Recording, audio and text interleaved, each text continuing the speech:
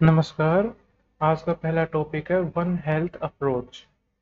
ये one health approach है क्या? देखिए, जो वन हेल्थ यहाँ पर कहने का मतलब है ना, वे बताता है कि पृथ्वी एक है और उस पृथ्वी पर रहने वाले जो जीव है वे सभी एक दूसरे से इंटरकनेक्टेड है। सभी आपस में एक दूसरे से कनेक्टेड है। इसीलिए अगर किसी जीव पर कोई इफेक्ट पड़ा है पृथ्वी का, तो उस जीव का इफेक्ट दूसरे जीवों के ऊपर भी पड़ सकता है। या कहने का मतलब ये है कि अगर एक जीव किसी बीमारी से ग्रसित हुआ है अर्थ पर रहने वाला, तो हो सकता है कि दूसरे जीव भी उसके संक्रमण में आके या संपर्क में आते हुए उससे संक्रमित होते हुए भी उस बीमारी से ग्रसित हो जाए। तो हमें पृथ्वी के संपूर्ण जीवों के स्वास्थ्य को ध्यान में रखते हुए एक अप्रोच बनानी चाहिए, जिसे वन हेल्थ अप्रोच के नाम से जाना जाएगा। असल में देखा जाए तो हमें और जीवों की इतनी परवाह नहीं है। हम सिर्फ चाहते हैं कि अर्थ के ऊपर मानव यानी ह्यूमंस सेफ रहे। ह्यूमंस की लाइफ को जो जो चीजें डेंजर में डालेंगी, चाहे वे फिर दूसरे जीवों के कारण हो, चाहे फिर वे पोल्यूशन के कारण हो, चाहे फिर वे दूसरे क्या कहें, ये आपदा या डिजास्टर के कारण हो, तो हम उन चीजों को एड्रेस करना शुरू कर देते हैं। हम बायोडाइवर्सिटी की रक्षा इसलिए नहीं करते हैं कि हमें दूसरे जीवों की फिक्र है या हम चाहते हैं कि वे भी हमारी तरह अपना समाज में अपने बिना किसी बीमारी वगैरह के अपना जीवन व्यतीत करें। हम ऐसा कुछ भी नहीं चाहते हैं। हम सिर्फ ये चाहते हैं, हमें ये पता लग गया है कि अगर बायोडाइवर्सिटी को खतरा होगा या दूसरे जीवों को जनसंख्या को खतरा होगा, तो उससे ह्यूमन पॉपुलेशन को खतरा होगा। जब ह्यूमंस बीच में आ गया तो हमारा सेंटर पॉइंट ही ह्यूमन है। इसीलिए ह्यूमंस की रक्षा करने के लिए हम बायोडाइवर्सिटी की रक्षा करते हैं।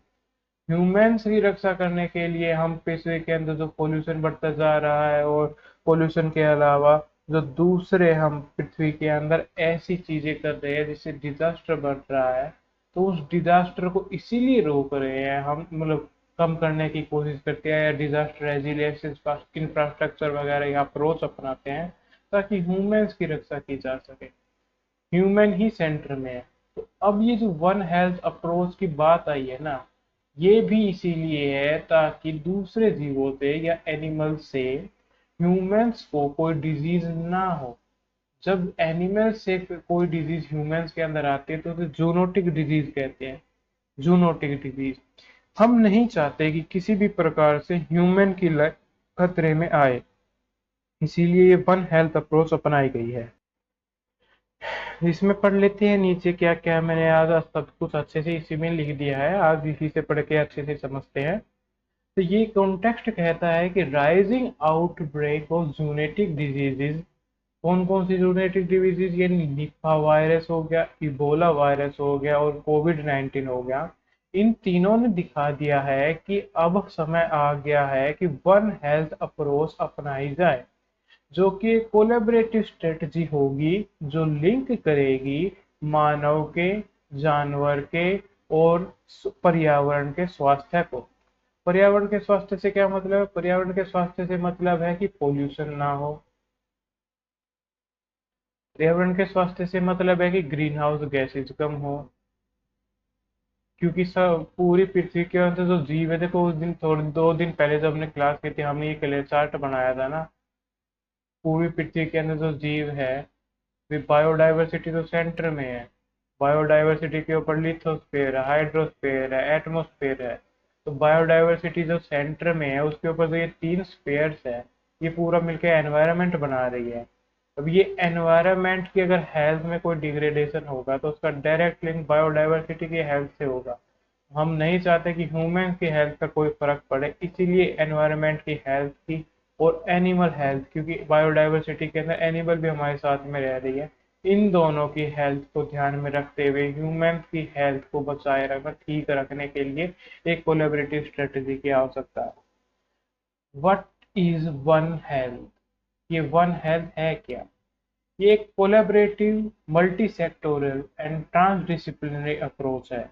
ये कहने का मतलब ये है कि जब हम ये वन हेल्थ अप्रोच अपनाएंगे, उसके अंदर अप्रोच ही खुद में कोलैबोरेटिव है, मल्टी सेक्टोरल है, विभिन्न क्षेत्रों को आपस में मिलाने वाली है, और ट्रांसडिसिप्लिनरी अप्रोच अपनाई जाएगी जो ऑपरेट करेगी एट लोकल लेवल से लेके ग्लोबल लेवल तक, अचीव जिसके अंदर किया जाना है ऑप्टिमम हेल्थ आउटकम, रिकॉग्नाइज किसके करके, रिकॉग्नाइज करेंगे हम इसके interconnection between people, animal, plants and their share environment. देखो इसके अंदर तीन चार चीजें हैं, ये समझने की जरूरत है। एक तो इसके अंदर जो हमने ये अप्रोच अपनाई है उसके पर्सपेक्टिव बता दिए कि एक collaborative, multi sectoral, transdisciplinary approach होगी। उसके अलावा ये बता दिया कि ऑपरेट कहाँ पर करेगी, ये लोकल से लेकर ग्लोबल लेवल तक ऑपरेट करेगी। उसके अलावा ये बताया है कि ये अचीव क्या करना चाहती है, ये ऑप्टिमम हेल्थ आउटकम्स अचीव करना चाहती है।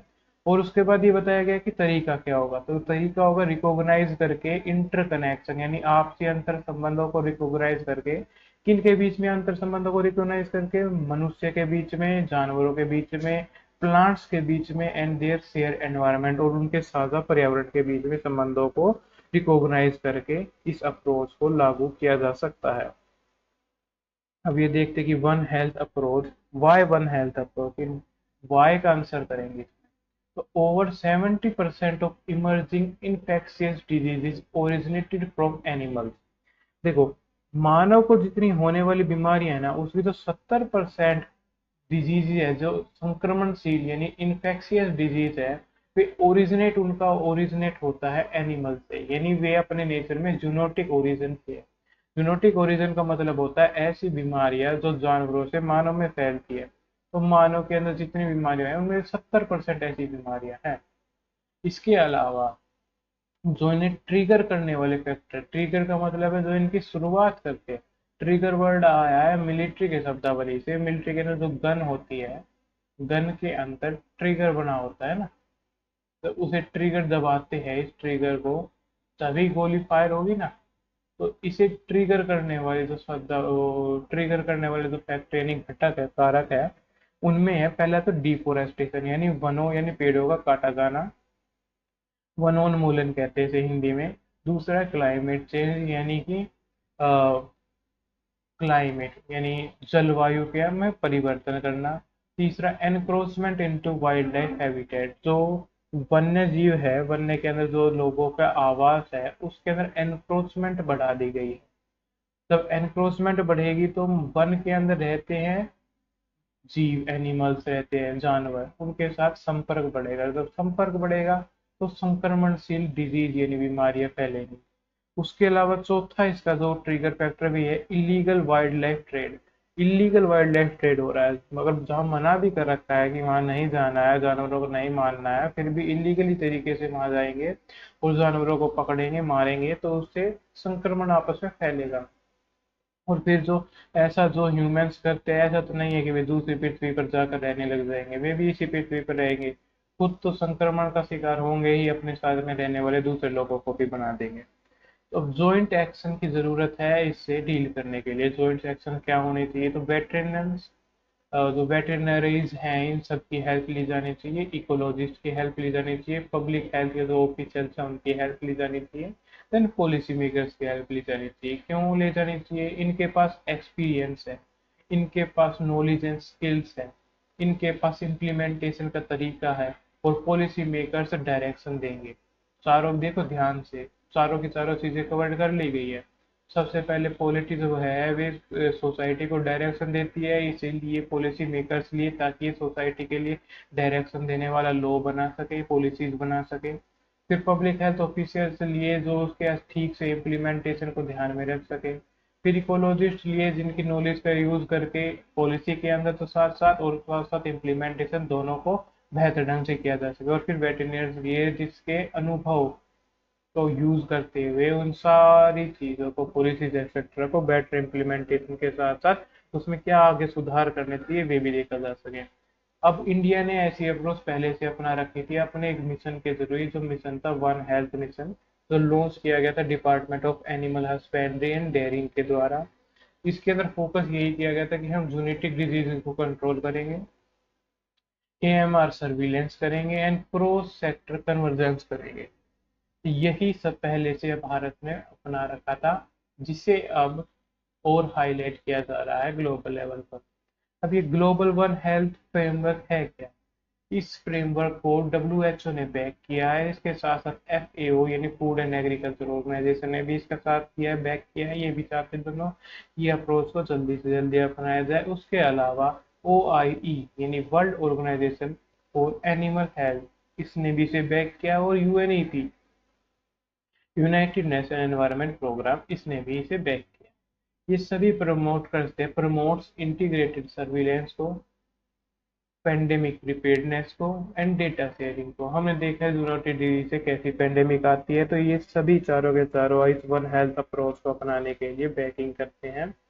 अब ये वन हेल्थ अप्रोच हमारे सस्टेनेबल डेवलपमेंट गोल से भी जुड़ती है। हम सभी जानते हैं सस्टेनेबल डेवलपमेंट गोल्स 2015 से 2030 के बीच में लागू किए जाने हैं, 2030 तक इन्हें अचीव करना है। उन गोल्स के अंदर तीसरा गोल है वे गुड हेल्थ एंड वेलबींग है, गोल 13 है क्लाइमेट एक्शन, और गोल 15 है लाइफ ऑन अर्थ। ये तीनों के तीनों हमारे वन हेल्थ अप्रोच से जुड़ते हैं।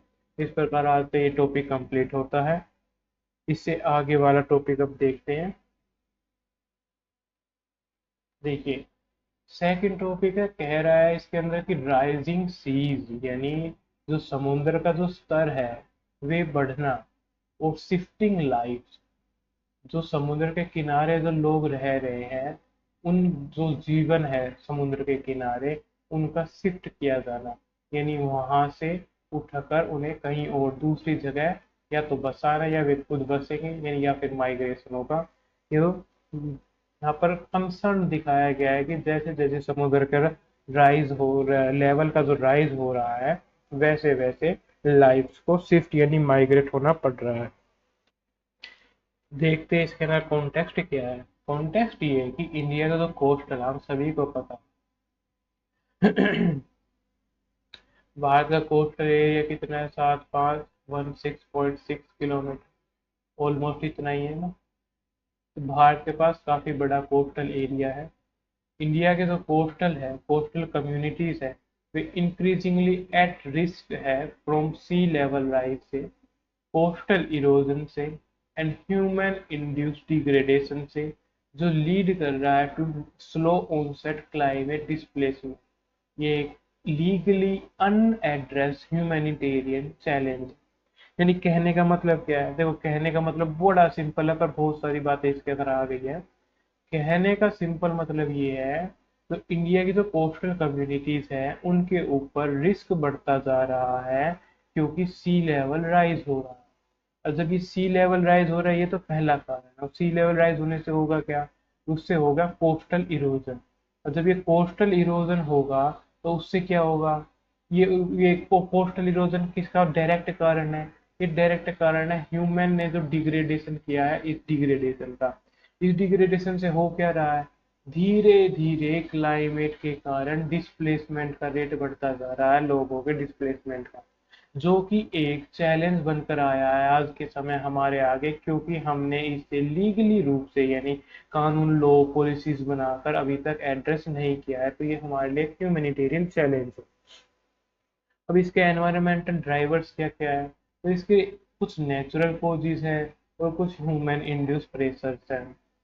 क्या क्या है? नेचुरल कॉजेज के अंदर आएंगे ग्लोबल वार्मिंग, जो अपने आप होती है टाइम टाइम पर, जरूरी नहीं है कि ह्यूमन के द्वारा ही इंड्यूस्ड हो। हाँ, ह्यूमन के द्वारा भी होती है, मना नहीं किया जा रहा है, पर ग्लोबल वार्मिंग एक अपने आप में एनवायरमेंटल नेचुरल कॉज भी है, जिसके अंदर सी लेवल का राइज होता है जब ग्लेशियर पिघलते हैं। इसके अलावा मोर फ्रीक्वेंट साइक्लोन्स का आना यानी चक्रवातों का आना, और स्ट्रॉन्ग सर्जेस ये ड्यू टू वार्मिंग ओशियन, जैसे जैसे ओशियन का तापमान बढ़ता है तो साइक्लोन और स्ट्रॉम्स का आना, इसके कारण भी नेचुरल कोज है वो बनता है। क्यों बनता है? क्योंकि इसके कारण कोस्टल इरोजन होता है और वहां पर रहने वाली जो जनसंख्या है उसे डिस्प्लेसमेंट करना पड़ता है। सेकेंड रीजन है ह्यूमन इंड्यूस प्रेशर्स। ह्यूमंस ने कौन कौन से दबाव डाले हैं जिसके कारण ये एक एनवायरमेंटल ड्राइवर बना। तो अनरेगुलेटेड पोर्ट एक्सपेंशन, बिना किसी रेगुलेशन के अनरेगुलेटेड पोर्ट यानी जो जहाज के पोर्ट होते हैं जिनके अंदर समुद्री जहाज रुकवाए जाते हैं उसका एक्सपेंशन करना। इसके अलावा एक्वाकल्चर, एक्वाकल्चर होता है जलीय के अंदर कृषि की जाना। एंड रियल एस्टेट को बढ़ावा देना जो अनरेगुलेटेड तरीके से हो रहा है, जिसके कारण मैंग्रोव्स का डिस्ट्रक्शन होता है। जिसका एग्जाम्पल है सागरमाला प्रोजेक्ट, जिसके अंदर हम इंफ्रास्ट्रक्चर बिल्ड कर रहे हैं समुद्र को जोड़ते हुए। इन्हीं समुद्र के पास जो हमारे तटीय शहर वगैरह है उनके को जोड़ते हुए इंफ्रास्ट्रक्चर बिल्ड कर रहे हैं, जिससे लॉस हो रहा है एनवायरनमेंट का, लॉस हो रहा है वेटलैंड्स का, ड्यून्स का, एस्चुरीज यानी जिसे हिंदी में कहते हैं ज्वारंधमुख उनका, और एम्पलीफाइज इरोजन, ये इरोजन को और भी ज्यादा बढ़ा रहा है। हम सभी को पता है इसके हॉटस्पॉट रीजन्स क्या हुए, उड़ीसा का सत्यभाया, तमिलनाडु का एन्नोर, केरला का फ्लड प्लांट्स, गुजरात और कर्नाटक के अंदर आए दिन हम ऐसी घटनाएं और इनके कारण डिग्रेडेशन के कारण होने वाले डिस्प्लेसमेंट की न्यूज सुनते रहते हैं। हम सभी को पता है इंडिया के अंदर 4 बायोलॉजिकल हॉटस्पॉट्स है। ये 4 बायोलॉजिकल हॉटस्पॉट्स के आसपास भी ऐसा नहीं है कि वहाँ पर डेवलपमेंट के कार्य रोक दिए गए, वहाँ पर भी डेवलपमेंट अभी चल रहा है। जब डेवलपमेंट चल रहा है तो ह्यूमन इंड्यूस नेचुरल कोजेस वहाँ पर एक रिजल्ट बनकर एक कोज बनकर आएगा जो कोस्टल इरोजन और दूसरा एनवायरमेंटल डिग्रेडेशन को आगे बढ़ाता है, जिससे डिस्प्लेसमेंट का रेट और ज़्यादा बढ़ेगा। अब इससे सोशियो इकोनॉमिक इम्पैक्ट्स क्या क्या होंगे। सबसे पहले तो वही माइग्रेशन होगा। जब एक जगह पर कोई पहले से रहता आ रहा है तो वहां पर उसकी संस्कृति डेवलप हो जाती है, और जब संस्कृति और जब वे वहां से माइग्रेशन करता है तो वे खुद तो माइग्रेशन कर जाता है, पर जरूरी नहीं कि वे अपनी संस्कृति को वहां लेकर जाना पड़े। वहां पर जब दूसरी जगह पर जाएगा वहां की ज्योग्राफी अलग होगी तो वहां पर दूसरी तरह की संस्कृति बनाई जाएगी, वहां पर दूसरे तरह के लोग होंगे, उनके साथ मेल मिलाप से एक अलग संस्कृति का निर्माण होगा। बट संस्कृति का निर्माण होने में 100 200 300 साल हो जाते हैं। इतनी जब से 100 200 300 साल जब तक नहीं होते तब तक वे वल्नरेबल रहेंगे, क्योंकि हमने संस्कृति का इम्पोर्टेंस पिछले वाले सेशंस में पढ़ लिया था। तो ये संस्कृति वहां पर उनकी खो जाती है, और दूसरी जगह जब वे जाएंगे तो बीच में 100 से 200 साल तक उनकी जो कम्युनिटी है वे वल्नरेबल हो जाएगी, जिससे उनके ऊपर भारी अटैक होगा तो वे डायरेक्ट हिट होते हुए उनके सोसाइटी को पेनिट्रेशन करते हुए निकल जाएगा। फिर क्या होगा जब वे माइग्रेशन कर ही रहे तो वे किसी ऐसी जगह माइग्रेशन करना चाहेंगे जहाँ पर सुख सुविधाएं ज़्यादा होती है, यानी वे अर्बन स्टेट्स के अंदर माइग्रेशन करना चाहेंगे। पहले से ही वहाँ की जनसंख्या के ऊपर तनाव होता है, स्ट्रेन होता है, और अर्बन एरिया के अंदर और ज़्यादा जनसंख्या आएगी तो वहाँ का जो लाइफ स्टाइल है वो और ज़्यादा गिर जाएगा, और जो प्लांट है, प्लांट सिटीज भी है, वे भी उसे डाइजेस्ट नहीं कर पाएंगे। देखिए माइग्रेट्स व स्लम से भुवनेश्वर और चेन्नई के अंदर, जिससे राइज व इनफॉर्मल एम्प्लॉयमेंट बढ़ेगी, प्रीकोशियस कंडीशंस बढ़ेगी, और जब वहाँ पर इतना ज़्यादा यानी अर्बन के सिटीज़ के अंदर काफ़ी ज़्यादा जनसंख्या बढ़ जाएगी तो सभी को रोजगार तो मिल नहीं पाएगा, एम्प्लॉयमेंट मिल नहीं पाएगा, फिर क्राइम भी बढ़ेगी, और फिर सोसाइटल चेंजेस और क्राइम्स एक्सेट्रा एक्सेट्रा यहाँ पर चुनौतियाँ निकल कर आएगी। जिसका जो कोज होगा उसका एक मेन कोज होता है माइग्रेशन। फिर लाइवलीहुड कोलैप्स हो जाएगा लोगों का, क्योंकि हम जब वहाँ तट पर रह रहे थे वहाँ पर अपनी फिशरीज कर रहे थे मछुआरे के रूप में, कोई स्मॉल फार्मर था, कोई अपने ट्रेडिशनली इनकम से जनरेट कर रहा था, ये सब के सब छूट जाएंगी, जिसके कारण फिर उन्हें कर्ज लेना पड़ेगा। कर्ज लेना पड़ेगा तो वहाँ पर उनका साहूकार उनका एक्सप्लॉइटेशन यानी शोषण करेगा, क्योंकि वे इतने समझदारी से पढ़े लिखे नहीं है कि वे बैंक से कर्ज ले सके, जिसके कारण सोशल स्ट्रेस की स्थिति आ जाएगी।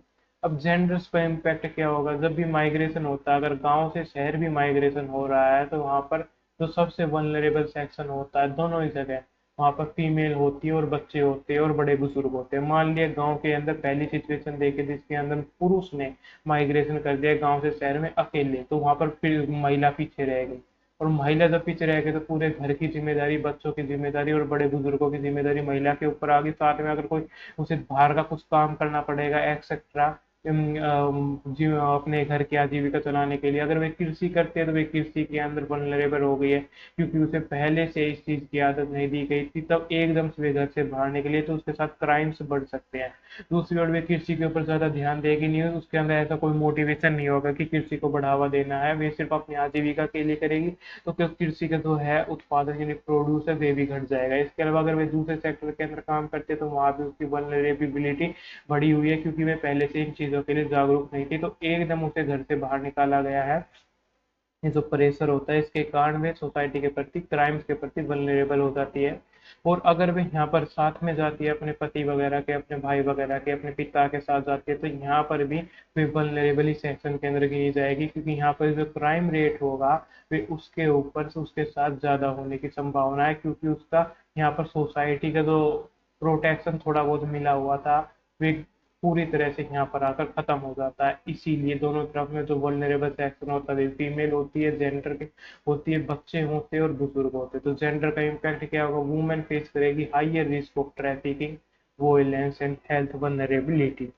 जैसे आगे का देखते हैं कि लीगल एंड पॉलिसी गैप से क्या क्या है। तो इंडिया इसके अंदर एक लीगल फ्रेमवर्क का लैक करता है नहीं हमारे पास ऐसा अभी तक कोई, जो क्लाइमेट के डिस्प्लेसमेंट के पर्सन के लिए। पर हमारे पास दूसरे कानून है जिनके ले देकर हम चला लेते हैं अपना काम। जुगाड़ू देश है इंडिया, जिसमें डिजास्टर मैनेजमेंट एक्ट 2005 का जो कवर करता है सडन डिजास्टर को।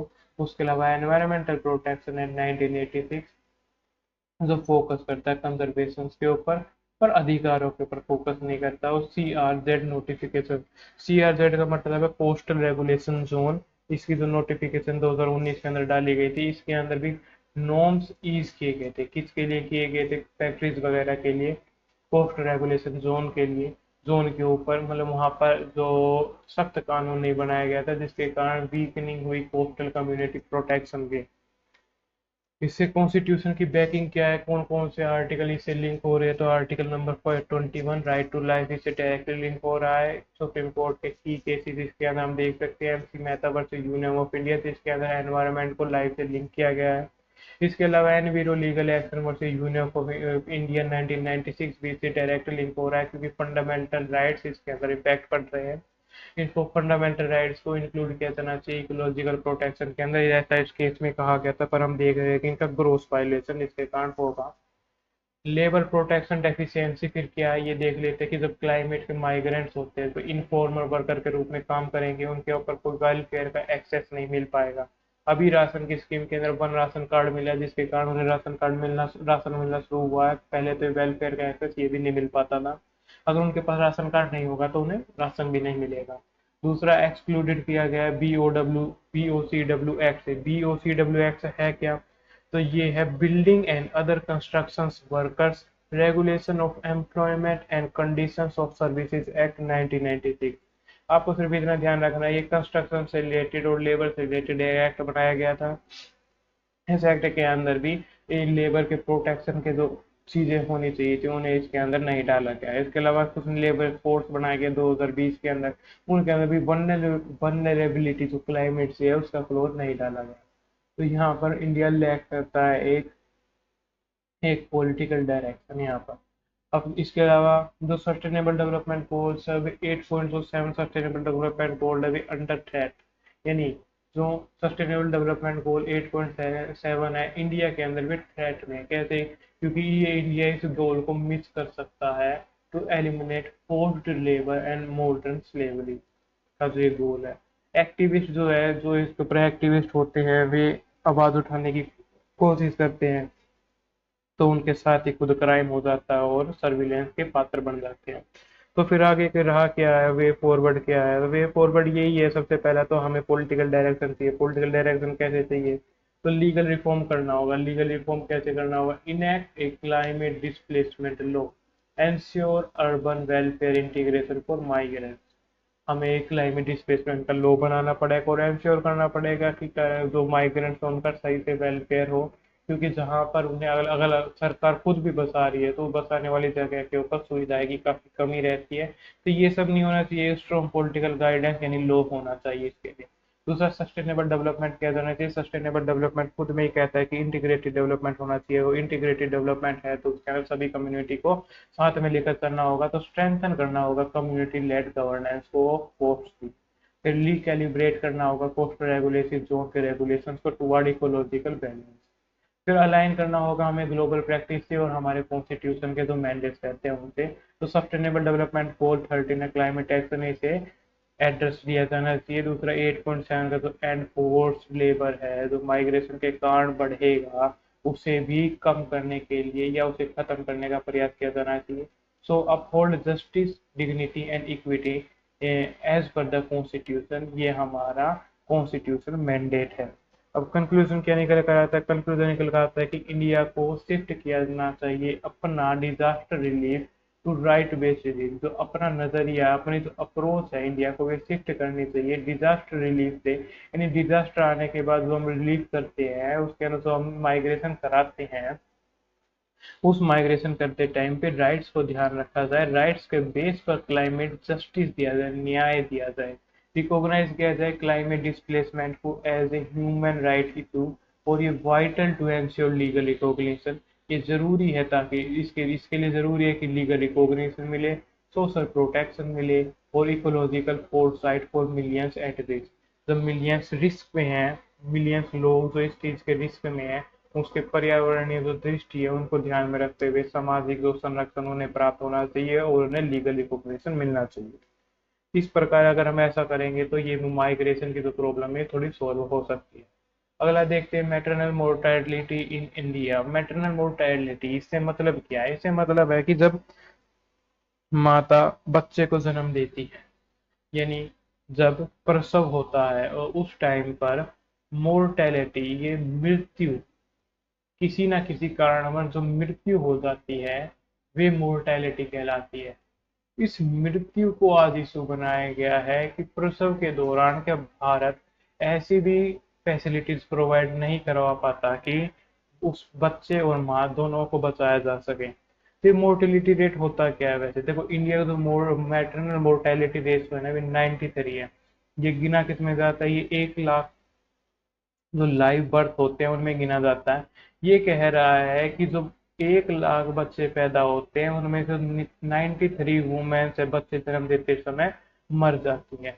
मैटरनिटी मोर्टेलिटी रेट है। तो ये 93 क्यों मर पा रहे, क्यों मर रही हैं, हम इन्हें बचा क्यों नहीं पा रहे हैं, ऐसा क्यों है? देखो पहले से तो कम हुआ है, ये तो बात है कि काम तो इसके ऊपर हो रहा है, पर फिर भी कुछ ऐसे जो कारक है आज में इसके अंदर देखेंगे जो अभी तक इस रेट को 93 पर रिमेन रख के बनाए रखे हुए हैं।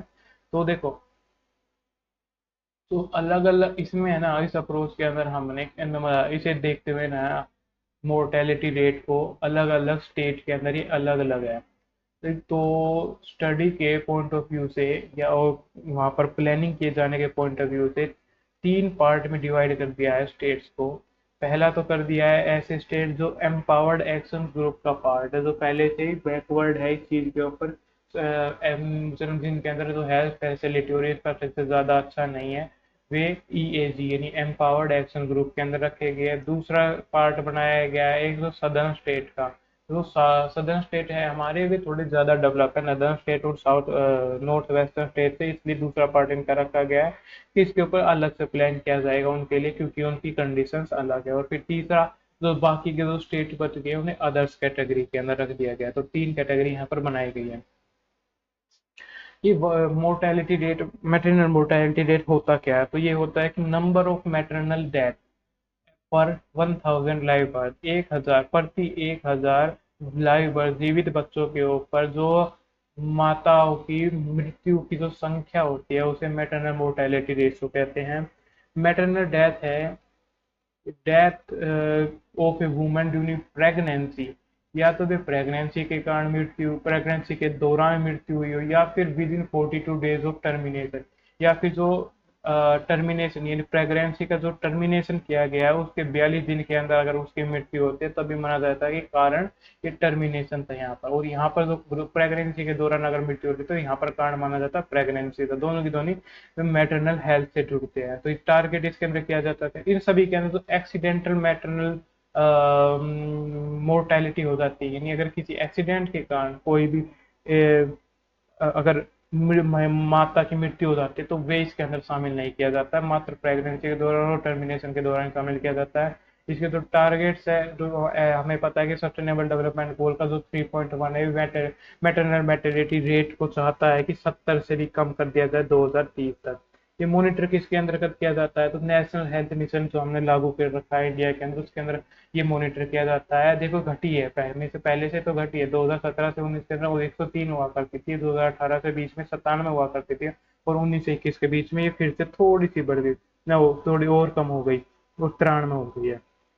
तो हो तो रहा है काम, पर अभी तक इतना नहीं हो रहा है कि ये 70 से नीचे चला गया हो। तो स्टेट वाइज परफॉर्मेंस को देखते हुए तीन कैटेगरी के अंदर बांट दिया गया है। तो साउदर्न स्टेट भी थोड़े बेस्ट परफॉर्मिंग है, क्यों? क्योंकि अंदर उनके ज्यादा डेवलप स्टेट है, उनके ऊपर बेटर इंफ्रास्ट्रक्चर है। तो केरल के अंदर तो मोर्टेलिटी रेट है सबसे कम है, 20 है सिर्फ।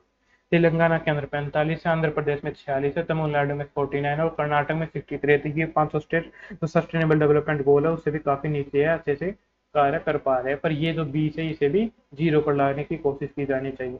उसके अलावा जो ईईजी स्टेट है वे हाई बर्डन स्टेट है, इसके ऊपर मध्य प्रदेश इसमें 175 है, असम में 167 है, 167 है। उसके अलावा जो तीसरी कैटेगरी अदर स्टेट्स की है, इसमें नहीं, ईजी स्टेट के अंदर जो कुछ और स्टेट्स आते हैं वे यूपी है, बिहार है, छत्तीसगढ़, उड़ीसा है, राजस्थान है, उत्तराखंड और झारखंड है। इन सभी के अंदर या तो 100 से 151 के अंदर, और झारखंड में 51 थोड़ी इम्प्रूव हुई है। ये तीन कैटेगरी के अंदर बांट कर और फिर एक डेडिकेटेड पॉलिसीज तीनों कैटेगरी के अलग अलग बनाई गई है। तो तीसरी कैटेगरी वही अदर स्टेट की, जिसके अंदर महाराष्ट्र, गुजरात, पंजाब, हरियाणा, वेस्ट बंगाल है। महाराष्ट्र में 38 है, गुजरात में 53 है, पंजाब में 98, हरियाणा में 109 है, और वेस्ट बंगाल में 100, ये हरियाणा में 106 और वेस्ट बंगाल में 109। देखो इसके अंदर तीन मेन कारण माने गए हैं। ये मैटरनल मैटरनिटी जो रेट इतना हाई है इंडिया के अंदर, 93 है, इसके तीन कारण माने गए हैं। पहला तो एक्चुअली होता क्या है ना, तो पहला तो है अप्रोच का कारण। अप्रोच क्या है कि सभी मानते हैं, अगर पढ़ाई लिखाई थोड़ी कम है, जागरूकता थोड़ी कम है, तो उसके अंदर माना जाता है परिवार के अंदर जो बर्थ देना ये एक नेचुरल प्रोसेस है, और बिना किसी हॉस्पिटल या किसी एक्स्ट्रा केयर के ये पहले से सदियों से हमारे माताएं बहनें देती आई हैं। तो आज भी ऐसे ही दिया जा सकता है, कोई समस्या की बात नहीं है। तो ऐसे मर के निगलेक्ट कर दिया जाता है कि सीरियस जो केसेस है उन्हें, जिसके कारण ये सोशल स्टिग्मा से रिलेटेड होता है, लो अवेयरनेस के कारण होता है। तो होता क्या है कि जो केयर उस केस में की जानी थी, मानना वे कॉम्प्लिकेटेड केस है, तो जिसमें की जानी थी केयर, पर ये अप्रोच रखते हुए जो हम निगलेक्ट कर देते हैं, जिसके कारण भी केयर नहीं हो पाती है, फिर डिसीजन नहीं, फिर एकदम जब क्रिटिकल सिचुएशन बढ़ जाती है तब भागते हैं हम उन्हें हॉस्पिटल वगैरह में लेकर, फिर हॉस्पिटल जाने में देरी हो जाती है, और फिर डेथ के रूप में भी फिर परिणाम निकल कर आता है। तो इसका सोल्यूशन क्या गया है? सोल्यूशन किया तो गया है, सभी गाँव के अंदर आशा वर्कर्स होते हैं। जैसे कोई गर्भवती होती है तो आशा वर्कर्स की जिम्मेदारी होती है कि उनका एक गर्भवती कार्ड बनवाया जाए। बस जो टीके लगने होते हैं उसके साथ जाती है गर्भवती महिला के साथ आशा वर्कर, वहां जाकर उन्हें प्रेफरेंस में रख के टीके लगवाए जाते हैं। उसके अलावा जो बच्चा होता है, बच्चे का भी कार्ड बनता है, बाद में उसके टीके वगैरह भी लगाए जाते हैं। तो जो ज्यादा ध्यान दिया जाए आशा वर्कर का, भी गर्भवती महिलाओं के ऊपर दिया जाता है। उसके अलावा सस्टेनेबल जो एसएसजीज होते हैं, ये जो ग्रुप्स के रूप में जो काम कर रहे हैं, सेल्फ हेल्प ग्रुप्स के रूप में, इन्होंने भी इस मेटर्निटी जो रेट है उसे कम करने के अंदर काफी महत्वपूर्ण भूमिका निभाई है, क्योंकि ये आपस में जागरूकता को बढ़ाते हैं और एक दूसरे को मतलब सहायता करते हैं इस चीज में। अगर तीसरा हम योजना बनाई कि जननी सुरक्षा योजना है, ये इसने भी काफी इसके अंदर काम करने की कोशिश की है।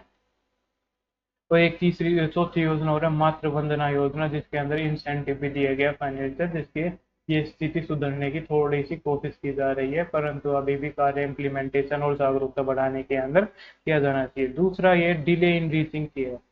इसलिए जो मैं बता रहा था ना, पहला तो डिले अप्रोच के अंदर डिले के अलावा जो वहां पर पहुंचने में डिले है, पहुंचने में डिले के सेंटर के अंदर पहुंचने में delay, या तो रूरल के अंदर है तो काफी दूर पर रह जाता है, कोई इमरजेंसी ट्रांसफर यानी एम्बुलेंस की सेवा वहां पर ऐसी नहीं है। दूसरा होता क्या है कि जैसे वहां पर पहुंचते हो सेंटर के अंदर, तो सेंटर के अंदर जाने के बाद वहां पर तैयारी करनी तो स्टार्ट होती है, डॉक्टर्स को अलग से बुलाया जाता है।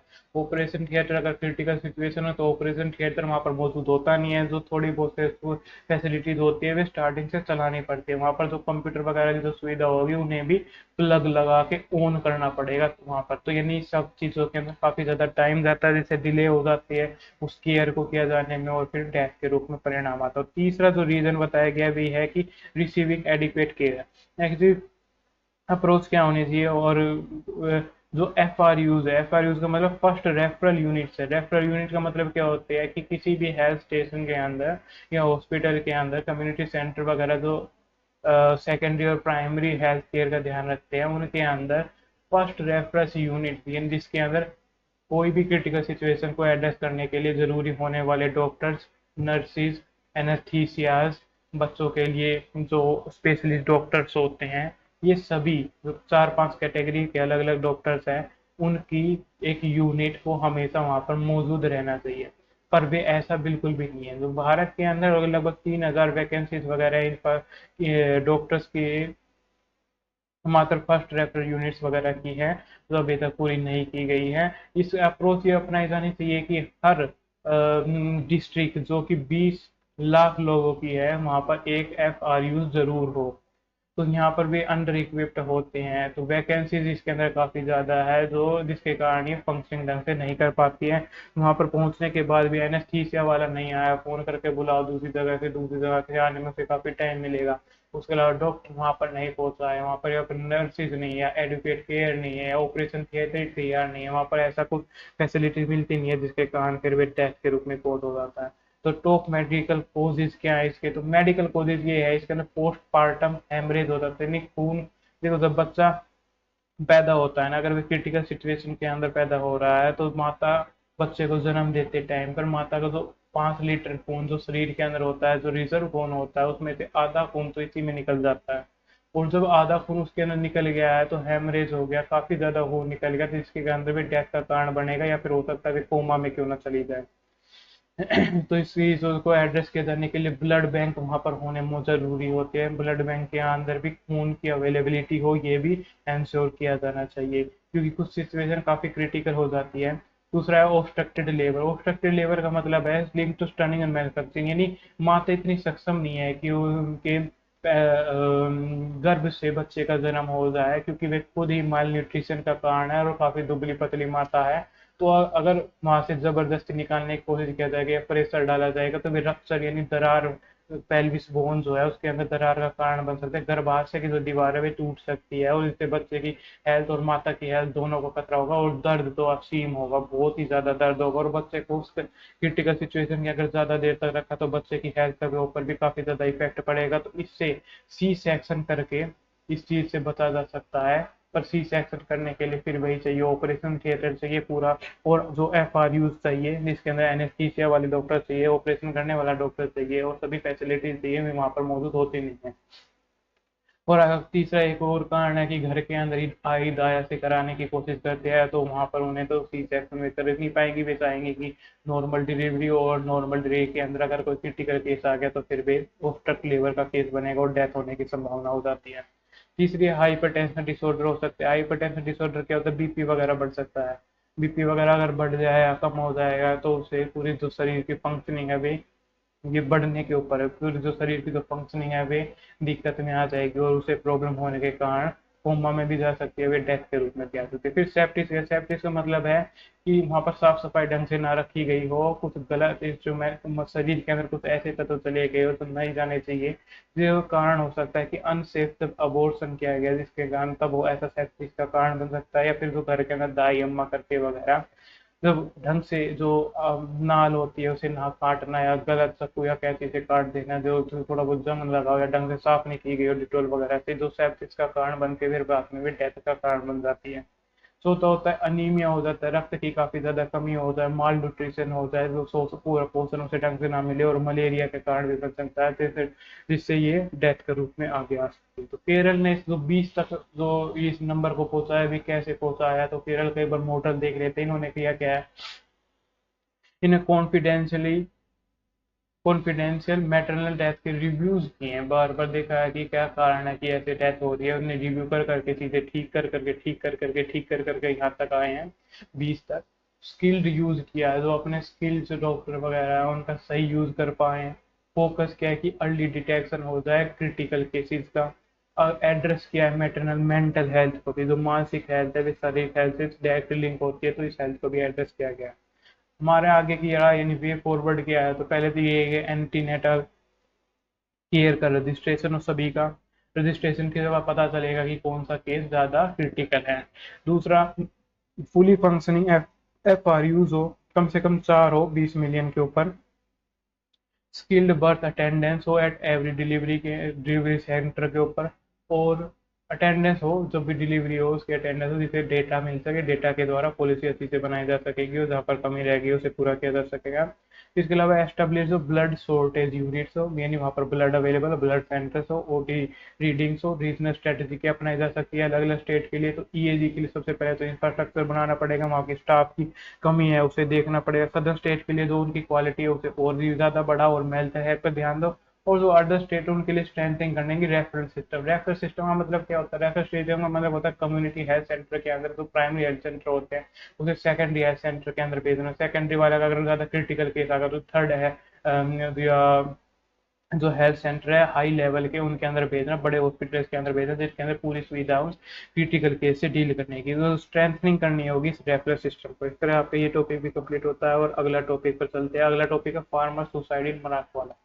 कुछ फार्मर्स ने कुछ किया, काफी ज्यादा फार्मर्स ने मात्र इसी साल में जनवरी से लेकर जून तक 6 महीने के भीतर भीतर 520 फार्मर्स ने सिर्फ एक राज्य के एक क्षेत्र मराठवाड़ा क्षेत्र, पूरे राज्य की बात नहीं हो रही, खाली एक मराठवाड़ा क्षेत्र की बात हो रही है, उसके अंदर 520 फार्मर्स ने सुसाइड कर लिया है।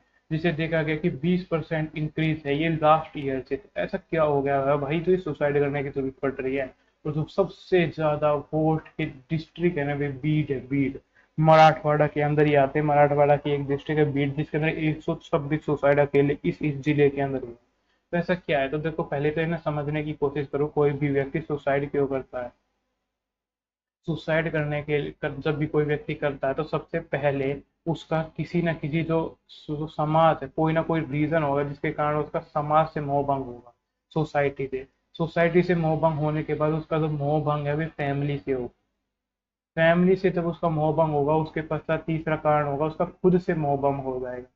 जिस दिन उसका खुद से मोह भंग हो गया ना तो वह अगली सुबह सुसाइड कर लेगा। ऐसा क्या है? क्या वो ऐसे रीजन है? हम इतनी सारी पॉलिसीज बना रहे, इतनी वेलफेयर स्कीम चला रहे, तो हम ऐसा क्या, क्यों, कहाँ पर कमी रह गई है कि हम इस सर्कल को कंप्लीट होने दे रहे हैं, इस सर्कल को कंप्लीट होने से कहीं भी रोक नहीं पा रहे हैं हम? क्या कमी रह गई है जिसके कारण किसान इस थर्ड स्टेप तक आ जाता है? यहाँ हम तो इसे यहाँ पर भी रोक सकते थे ना, यहाँ पर भी रोक सकते थे, क्यों वो यहाँ तक पहुंच रहा है? उसकी मेंटलिटी उसे सुसाइड करने पर मजबूर कर रही है। तो ये देखते समझते देखो बहुत सारे रीजंस होंगे इसके अंदर। मैं एक ही कोशिश इसके सारे गिनवाऊंगा, उससे पहले देख लेते कि मराठवाड़ा क्षेत्र क्या होता है। इस सेंट्रल महाराष्ट्र का पार्ट है जिसके अंदर 8 डिस्ट्रिक्ट से मिलकर बना हुआ है, जिसके अंदर छत्रपति संभाजी नगर, बीड, लातूर, ओस्मानाबाद, जालना, परभणी, हिंगोली और नांदेड़ है। ये आपको याद करने की जरूरत नहीं है, बस ध्यान रखिएगा सेंट्रल महाराष्ट्र के अंदर है। ये रेन शेडो रीजन के अंदर पड़ता है। रेन शेडो रीजन का मतलब क्या है? जो पश्चिमी घाट है, पश्चिमी घाट के जो पहाड़ है, उन पहाड़ों के जो वृष्टि छाया क्षेत्र है पीछे की साइड में, यानी तो बादल आएंगे, बादल आके यहाँ बरसेंगे, वर्षा यहाँ होगी, यहाँ तक आने तक वर्षा का जल का खत्म हो जाएगा, जो पीछे का जो क्षेत्र रह जाएगा वहां पर वर्षा नहीं होगी यहाँ तक आने तक। या तो बादल पहुंच ही नहीं पाएंगे पहाड़ों के कारण, या पहुंचेंगे भी तो उनके अंदर जल नहीं होगा। जल नहीं होगा तो यहाँ वर्षा नहीं होगी, तो वर्षा नहीं होगी तो यहाँ सूखा पड़ेगा, सूखा पड़ेगा तो यहाँ पर अर्थव्यवस्था और किसानों के कारण सुसाइड का एक मेजर कारण बनेगा। तो यही यहीं पर यही दिया हुआ है कि फ्रीक्वेंट ड्राउट्स होते, सूखा पड़ता है, जो ग्राउंड वाटर है उसे ज्यादा निकालना पड़ता है, पृथ्वी से जब ज्यादा निकालेंगे तो वो और नीचे चला जाता है। फिर पुअर इरिगेशन कवरेज है, यहाँ पर सिंचाई की सुविधा ना होने के कारण किसान इस दुष्चक्र में फंस जाएगा। तो की कोशिश कौन से फार्मर के सुसाइड के? तो क्रॉप फेलियर सबसे पहले तो यही है कि तो फसल जो अच्छी नहीं होती है उसके कारण उसका डेप्ट का बर्डन और ज्यादा बढ़ जाता है, एमएसपी उसे कम मिलती है, राइजिंग इनपुट कॉस्ट, जो सीड उसने जो खर्चा के रखा फसल के ऊपर वे ज्यादा होता है, इनफेक्टिव इंश्योरेंस, उसके जो इंश्योरेंस या तो जागरूकता नहीं होती है, इंश्योरेंस का कोई कोड उससे मैच नहीं करता है। मेंटल हेल्थ को निगलेक्ट किया गया, उनकी मेंटल हेल्थ पर ध्यान ही नहीं दिया जाता है कि वे कैसी सिचुएशन से गुजर रहे हैं, उस चक्कर से गुजर रहे हैं। मार्केट का फेलियर होता है पूरे इंफ्रास्ट्रक्चर के कारण, या नाम का एक्सेस ढंग से नहीं मिलने के कारण, या फिर जो बिचौली होते हैं उनके कारण वे नहीं कर पाता। तो इन्हीं कहने का मतलब ये है कि चाहे हमने इतनी सारी स्कीम चला रखी हो किसानों के लिए, चलो इनकी सिचुएशन फिर भी वे सुसाइड के चक्कर को पूरा कर जाते हैं। तो एक बार सिचुएशन इमेजिन करके देखते हैं कि ऐसे कैसे हो रहा है। तो देखो एक बार सिचुएशन को इमेजिन करके देखो, खुद को किसान की तरह रखकर देखो। आपने आपके पास मान लिया 4 बीघा जमीन है, 4 बीघा जमीन के यहाँ आपने खेती करनी है। पहले साल आपने खेती करी, आप उस मराठ वाला क्षेत्र के अंदर रह रहे हैं। पहले साल आपके वहां पर वर्षा हुई नहीं ढंग से, तो आपने ग्राउंड वाटर से पानी निकाला। ग्राउंड वाटर से पानी निकालते समय आपने ध्यान किया कि आपके पास तो मोटर है ही नहीं। तो किसी दूसरे जो बड़ा जमींदार था उसके पास से मोटर किराए पर लेकर आए हैं, वहां पर वो किराए पर लेकर आने के बाद बिजली का एक्सेस लेकर वहां पर फिर आपने मोटर चलाकर काफी ज्यादा पानी निकाल कर अपनी फसल को पानी दिया। तो यहाँ पर आपके पहले से जो खर्चे थे बीज वगैरह के, वे तो बड़े आ ही रहे थे। दूसरा खर्चा बढ़ गया है कि अब आपको मोटर का किराया देना पड़ेगा, और तीसरा खर्चा बढ़ गया है जो आपने इलेक्ट्रिसिटी यूज किया, तो आपको उसका भी भुगतान करना पड़ेगा। अब आपके दो खर्चे पहले वाले खर्चों से बढ़ चुके हैं, यानी लगभग आपका 50% खर्चा और ज्यादा बढ़ चुका है। तो आपने सोचा था कि आपकी फसल अच्छी होगी, पर होता क्या है कि फसल जितनी ज्यादा अच्छी आपने सोची थी उतनी ज्यादा होती नहीं है। एक ठीक एवरेज फसल हो जाती है, जिससे आपके घर का मात्र खाना निकल जाता है। 4 बोरी आपने अपने साल भर के लिए खाने के लिए रख लिया। अगर आपके घर पर कोई गाय वगैरह है, भैंस वगैरह है, तो उसके लिए आपने 7-8 बोरी गेहूं रख लिया है। और उसके अलावा फिर जितनी भी आपका जो बची फसल, उससे आप मार्केट में बेचकर मुनाफा नहीं कमा पाए, बल्कि आपको फिर जमींदार को देनी पड़ेगी, ताकि उसकी मोटर का किराया निकाला जा सके। तो उसके अलावा जो आपसे अपने बीज वगैरह खरीदे थे उन दुकानदारों के भी फसल बेच के जो भी पैसे हो गए वे भुगतान करना पड़ेगा। तब आपके पास ले देकर फिर भी एक जीरो पैसे बचता, कुछ बचता नहीं है, तो आपको दोबारा उधार लेना पड़ता है। पहले तो दुकानदार से आपके पास पहुंचे, आप नई फसल उगाने के लिए बीज वगैरह और खाद वगैरह मांगी, तो उसने मना कर दिया कि अब और ज्यादा भी उधार दे नहीं सकता है। अब आपके पास दो ऑप्शन थे, या तो किसी को ही छोड़ दिया जाए, या फिर किसी से उधार लिया जाए। तो आपने किसी को छोड़ने की हिम्मत दिखाई नहीं, क्योंकि दूसरा और रोजगार आपको आता नहीं है। तो फिर वहां पर आपने रोज कर्ज लेने की उम्मीद की, और आप साहूकार के पास चले गए, क्योंकि बैंक का एक्सेस आपको पता नहीं, बैंक वाले कोलेट्रल वगैरह लेंगे, और इतनी जागरूकता आपके अंदर है नहीं। तो वहां पर आप साहूकार के पास गए, साहूकार ने आपसे ऋण देने के लिए हाँ तो कह दिया, पर उसके ऊपर काफी ज्यादा ब्याज लगा दिया। ब्याज इतना था कि जितना आप अमाउंट लेंगे उसका 150% लग जाएगा। ब्याज अब इतना ज्यादा हो गया, यानी अगर आपने 4,000 रुपये लिए हैं तो आपको 10,000 रुपये वापस करने पड़ेंगे। मान लीजिए इतना ब्याज हो गया, इतना ज्यादा मोटा ब्याज उठा लिया है किसान ने। फिर जाकर वहां से बड़ी बीज वगैरह खाद वगैरह खरीदी है, तो अब की बार उम्मीद थी कि उसे या उसकी फसल अच्छी होगी तो ये ब्याज वगैरह भी चुकता कर देगा। पर हुआ क्या, वही बारिश फिर से कम हुई है, उसने किराए पर मोटर लेनी पड़ी, उसका खर्चा और ज्यादा बढ़ गया, इलेक्ट्रिसिटी बढ़ी, और फसल भी दूसरी बार भी अच्छी नहीं हुई। अब की बार तो 4 बोरी पिछली बार अनाज घर के लिए रखा था, अब की बार 3 बोरी ही रख पाया। और अपने जो जानवर के लिए जो अनाज पिछली बार 8 बोरी रखा था, अब की बारी केवल 6 बोरी ही रख पाया। तो बाकी तो पूरी फसल थी वे साहूकार को बेचनी पड़ी। साहूकार को बेचने के बाद भी उसका जो कर्ज था वे लगभग 50% रह गया। और साहूकार जो है वे चक्रवर्ती ब्याज अपनाता है, यानी पुराने ब्याज को तो अगले वाले के मूलधन में जोड़ देता है, और उसका जो मूल है तो वे कर्ज का वही बढ़ा देता है, लगभग 150%। ऐसे करके जो किसान का जो कर्ज है वे वो काफी ज्यादा बढ़ जाता है, और किसान को धमकी मिलती है कि अगर तूने जल्दी से अगली फसल में मेरा कर्ज नहीं चुकाया तो मैं तेरी बेटी बेटी के साथ मैं वो क्या कहते हैं, बेटी और जमाई को अपने यहाँ पर काम पर रख लूंगा, अपने हवेली वगैरह पे मजदूरी करवाऊंगा। उसके अलावा जो तेरी जमीन वगैरह उसे ले लूंगा, और जो तेरे जानवर वगैरह भैंस वगैरह रख रखे हैं उन्हें ले लूंगा, या फिर बंधुआ मजदूरी तुझसे और तेरी पत्नी से भी कराऊंगा। और तेरी बेटी और तेरे जमाई की और तेरी पत्नी की समाज के अंदर बेइज्जती भी करूंगा। तो यहाँ पर जो किसान ने गरीबी के कारण इतना सब कुछ आज तक झेलता आया था, कम से कम एक थोड़ा सा सम्मान उसका बचा हुआ था, तो उस सम्मान उस गरिमा को भी अब ताक पर रख दिया गया। तो उसने फिर से कोशिश की कि उसने जमींदार से थोड़ा और ऋण लिया, उस ऋण लेने के बाद फिर से की। अब के बाद उसने कोशिश की कि और दुआ की भगवान से कि फसल थोड़ी अच्छी हो जाए। तो उसने दोबारा से मेहनत की, काफी ज्यादा मेहनत की, पर अब के पास फसल पूरी तरह से चौपट हो गई, और उसके घर पे 2 बोरी भी अनाज नहीं बचा, तो वो पूरी तरह से डूब गया। किसान ने पहले ही धमकी दे रखी थी कि वे ऐसा करेगा, तो वे अब वहां पर समाज से तो पूरी तरह से अलाय कट हो ही चुका था। उसने घर आकर अपने परिवार को बताया ऐसे ऐसे ये काम हो रखा है। सभी ने उसी के ऊपर ब्लेम डाल दिया कि आप अब हम क्या करेंगे, आपकी वजह से ऐसा हुआ, आपने उससे ऐसा क्यों लिया कि आप शहर जाकर कुछ और काम नहीं कर सकते। तो ये उसका परिवार से भी उसका डिसलाइन हो जाता है। परिवार से भी हो गया तो फिर रात को किसान बैठ के सोच रहा है कि ये सब कुछ मेरे कारण ही हुआ है, मुझे नहीं करना चाहिए। अब मेरी वजह से मेरी बेटी जमाई को उसके घर में नौकरानी की तरह काम करना पड़ेगा, मेरी पत्नी को, और मुझे काम करना पड़ेगा, मेरे जानवरों को भी वे ले लेगा और मेरी जमीन भी ले लेगा, मैं सब कुछ बर्बाद हो गया हूँ, ये सब कुछ मेरे कारण हुआ है। ऐसा सोचकर फिर वे किसान रात को ही कुछ ना कुछ सुसाइड जाकर पेड़ पर सुबह 4 बजे जाकर पेड़ पे लटक जाएगा और सुसाइड कर लेगा। ये तो पूरा कुचक्र बना है। ये बताता है कि हमारा सिस्टम फेल हो गया। हमारा सिस्टम फेल क्यों हो गया? हमारा सिस्टम फेल हो गया है, पहला तो हम उसे सही से रोजगार नहीं दे पाए, दूसरा हम उसकी फसल की प्रोटेक्शन नहीं कर पाए, तीसरा जो उसने कर्ज लिया है वे कर्ज हमने बैंक से नहीं दिलाया, चौथा जो उसके ऊपर जो खाद वगैरह जो उसने ली है हमने भी किसी सरकारी कंपनी से कम रेट पर नहीं दिलवाई, पांचवा हमने इलेक्ट्रिसिटी के अंदर उसे कोई छूट नहीं दी, छठा उसके अंदर जो मोटर वगैरह की सुविधा थी, दूसरी चीजें थी वे हम नहीं दे पाए, सातवां उसकी जो खाद्य सुरक्षा थी हम उसे मेंटेन नहीं कर पाए, और आठवां हम उसकी गरिमा को मेंटेन नहीं कर पाए। ये आठों के आठों कोड हमारे सिस्टम के, हमारे गवर्नेंस की फेलियर को दर्शाते हैं। हमारी गवर्नेंस की फेलियर के कारण उसने सुसाइड किया है। हम उसकी मेंटल हेल्थ को ध्यान में नहीं रख पाए, और ये जो सुसाइड का कारण है तो ये स्टेट बनता है। इसीलिए गवर्नमेंट को और ज्यादा तरीके से इंटरवेंशन करने की जरूरत है, जो पीएम किसान स्कीम से, पीएम एफबीवाई से और किसान क्रेडिट कार्ड से। इस तरह यहाँ पे टॉपिक कंप्लीट होता है।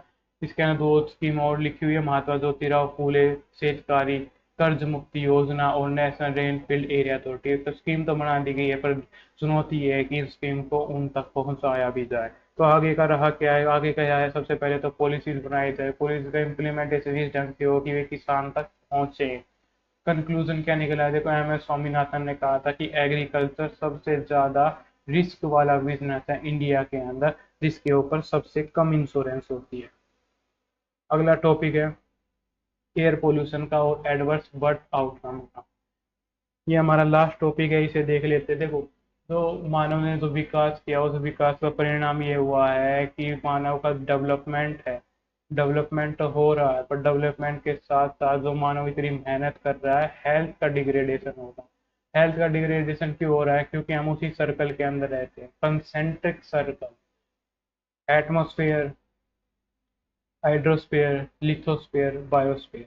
हम इस बायोस्फीयर के अंदर रहते हैं। इस बायोस्फीयर के अंदर रहते हैं तो जो यहाँ से एमिट करते हैं डेवलपमेंट करते समय ग्रीन हाउस गैसेज, धुआं, पोल्यूशन एक्सेट्रा, वे सब कुछ जाकर हमारे लिथोस्फीयर को भी पोल्यूशन में डालता है, हमारे ये हाइड्रोस्फीयर को भी पोल्यूशन में डालता है, और हमारे एटमोस्फेयर को भी पोल्यूशन में डालता है। और चूंकि हम रह ही इन तीनों के बीच में रहे तो तीनों का इफेक्ट हमारे बायोस्फीयर के ऊपर और हमारे बायोडाइवर्सिटी यानी दूसरे जीवों के ऊपर पड़ेगा, और दूसरे जीवों पर हमारे ऊपर डायरेक्ट इफेक्ट पड़ेगा।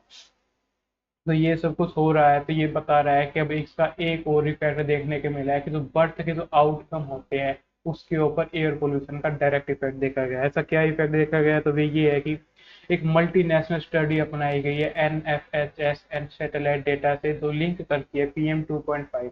देखो, ये पोल्यूशन के कारक होते हैं, जब हम मेजर करते हैं उसके अंदर भी PM2.5 एंड PM10 को मेजर किया जाता है। PM10 PM2.5 ये साइज है, पोल्यूशन के जो पार्टिकल होते हैं उनका साइज है। ये 10 साइज का है तो ये 2.5 साइज का है। 2.5 वाला साइज इतना होता है कि जो हमारा शरीर है, शरीर के अंदर जो ब्रोनकाई है, फेफड़े है, फेफड़े के अंदर एवलीज और ब्रोनकाइज वगैरह है, ये यहाँ तक भी पहुंच जाता है। और जब ये वहां तक पहुंच जाता है तो ये सांस और फेफड़ों के अंदर हवा की जो प्रॉब्लम होती है उसके अंदर दिक्कत करेगा। ये PM4.5 इतना कम है कि हमारे शरीर के अंदर जो सेंसिटिव एरिया वहां तक भी चला जाता है। तो इसका जो एक्सपोजर है, प्रेगनेंसी के दौरान एक्सपोजर है, वे प्री टर्म बर्थ यानी बच्चा अभी तक पूर्ण विकसित हुआ नहीं है तो 7 महीने का 8 महीने का बच्चा जन्म ले लेता है इसके कारण, जिसके कारण उसका जो वेट है, जो जितना वेट जन्म के समय होना चाहिए था वे उतना होता नहीं है। फिर आगे चलकर उसे ढंग से पोषण नहीं मिला तो फिर कुपोषण का भी शिकार हो जाएगा, और कुपोषण का शिकार हो गया तो हमारी सारी की सारी पॉलिसीज वगैरह धरी की धरी रह देंगी, वे स्टेट का एक और फेलियर हो जाता है। PM2.5 का जो एक्सपोजर हो रहा है प्रेगनेंसी के दौरान, ये 70% रिस्क बढ़ा देता है प्री टर्म बर्थ यानी जन्म से 9 महीने से पहले, 7 महीने में, 6 महीने, 7.5 महीने में, 8 महीने में बर्थ हो जाना। और 40% रिस्क बढ़ा देता है कि बर्थ के समय जब बच्चा होगा उसका वजन कम होगा। इसे जो सबसे ज्यादा इफेक्टेड रीजन में दिल्ली है। दिल्ली के अंदर पोल्यूशन आपको पता है, एक दिन भी यहाँ रह लोगे तो लगभग 60 सिगरेट पीने के बराबर है। पंजाब के अंदर भी काफी ज्यादा खाद वगैरह का ऐसा यूज किया जा रहा है जिसके कारण PM 2.5 ज्यादा बढ़ रहे हैं। और पराली चला रहे तो खाली दिल्ली पोल्यूटेड नहीं होती, पंजाब भी होता है, हरियाणा, यूपी, बिहार ये सभी स्टेट ऐसे हैं जो जितने भी खराब पैमाने होंगे ना उन सब के अंदर ये टॉप करते हैं। दिल्ली की चलो अर्थव्यवस्था के अंदर ठीक है, पर ये पोल्यूशन के अंदर काफी ज्यादा खराब है। Due to vehicular emission, industrial pollution और सॉलिड फ्यूल का यूज इनके अंदर काफी ज्यादा होता है, इसलिए यहाँ पर PM 2.5 की मात्रा भी ज्यादा है। वल्नरेबल ग्रुप कौन से हैं इसके अंदर, तो फीमेल सबसे ज्यादा वल्नरेबल होती है, हमने काफी थोड़ी देर पहले पढ़ा है। चाइल्ड उसके बाद वल्नरेबल के साथ ही जुड़ा होता है। इनके अंदर होता क्या है कि लो बर्थ वेट होगा। जो फीमेल चिल्ड्रन होते हैं तो उसके अंदर भी डिफरेंस है, चिल्ड्रन के अंदर भी दो है।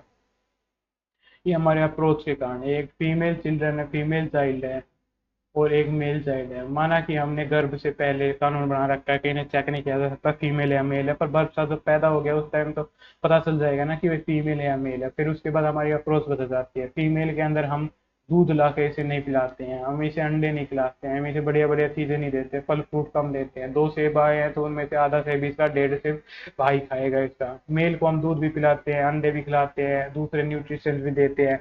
अगर एक किसान के पास दिन उसने 100 रुपये कमाया और वे सिर्फ 1 लीटर दूध लेकर आने की क्षमता रखता है एक हफ्ते के अंदर, तो उस 1 लीटर दूध को अकेला ये कंज्यूम करेगा, ये नहीं कंज्यूम करेगी। तो हम इसकी हेल्थ पर से भी थोड़ा सा ध्यान दे देते हैं, पर इसकी हेल्थ पर बिल्कुल नहीं देते हैं, तो ये ज्यादा इफेक्ट पड़ती है।